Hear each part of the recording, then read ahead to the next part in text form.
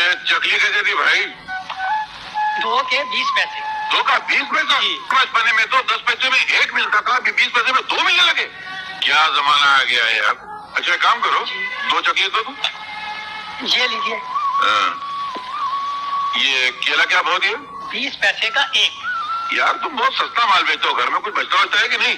एक काम करो, ये 2 चकली लो और 1 केला दो। ये लीजिए।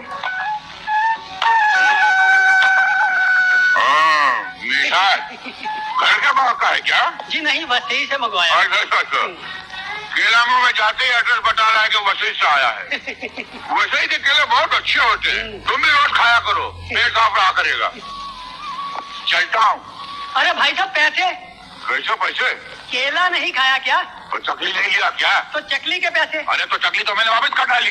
अरे सीधा हिसाब है यार, चकली मैंने लेके लौटा दी, उसके बदले केला लिया, तो केले की कीमत चकली हुई, चकली तुम्हारे पास है, तो केले की कीमत चकली और चकली की कीमत केला, तो बीच में पैसा कहाँ से आया? तुम सीधे दुकान चलाओ ना, दुनिया लूट के ले जाएगी। तुम हिसाब करो, वापिस आता हूँ। चकली केला केला चकली, बीच में कुछ गड़बड़ है। अरे भाई साहब, भाई जल्दी करो ना।